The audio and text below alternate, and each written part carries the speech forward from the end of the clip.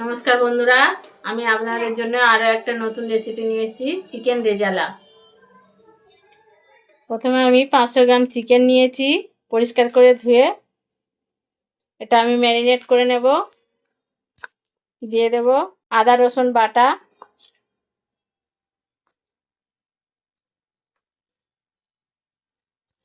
টক দই,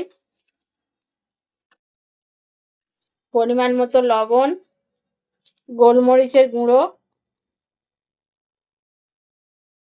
সামান্য পরিমাণে সাদা তেল আর সামান্য পরিমাণে জাফরান। আপনারা চাইলে এতে হলুদ গুঁড়ো দিতে পারেন কালারের জন্য। এটা আমি ভালো করে ম্যারিনেট করে নেব।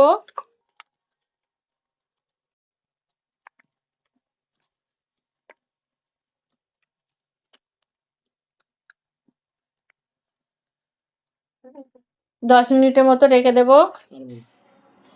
আমি একটা বাটিতে কাজু পোস্ত নিয়ে নিয়েছি, এটা জল দিয়ে ভিজিয়ে রেখেছি, বেটে নেব এটা। আমি একটা কড়াই বসিয়ে দিয়েছি, তে সাদা তেল দিয়ে দেব। তেলটা গরম হয়ে গেছে, তা আমি ফোড়ন দিয়ে দেব। একটা দারচিনি, 8-10টার মতো গোলমরিচ, একটা তেজপাতা, 2টো শুকনো লঙ্কা। আমি কিছুটা পেঁয়াজ বেটে রেখেছিলাম, সেটা দিয়ে দিচ্ছি। 2 মিনিট ধরে আমি কষাবো। পেঁয়াজটা আমি 2 মিনিট কষিয়ে নিয়েছি। এবার দিয়ে দেব আদা রসুন বাটা। আদা রসুন বাটাটা দিয়ে আমি কিছুক্ষণ আরো কষাবো। মশলাটা কষানো হয়ে গেছে, এবার আমি ম্যারিনেট করা মাংসটা দিয়ে দিচ্ছি। এটা হালকা নেড়ে চেড়ে আমি ঢাকনা দিয়ে দেব। 10 মিনিট ধরে এটা ফুটবে। ঢাকনা খুলে দিলাম। এটা আমি যে কাজুটা পোস্ত বেটে রেখেছিলাম সেইটা দিয়ে দিচ্ছি।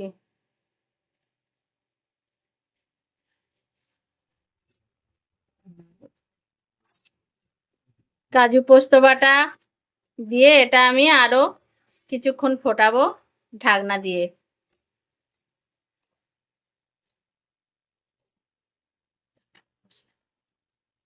আমি আলাদা একটা কড়াই নিয়েছি, তাতে দিয়ে দিলাম জয়িত্রী, 5টার মতো এলাচ আর একটু ধনে, গোটা ধনে, গোটা জিরে, গোটা মৌরি 1 চামচ করে নিয়ে নিয়েছি। এটা আমি শুকনো খোলায় ভালো করে ভেজে নেব। ভেজে নিয়ে এটা আমি গুঁড়ো করে নেব। আমি ঢাকনাটা খুলে দিয়েছি, এবারে আমি দিয়ে দেব মশলা যেটা গুঁড়ো করে রেখেছিলাম সেটা দিয়ে দিচ্ছি।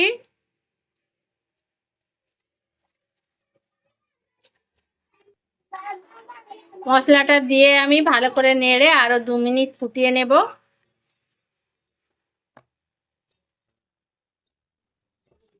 এই যে বন্ধুরা, আমার চিকেন রেজালা রেডি হয়ে গেছে, আমি এবার নামিয়ে নেব।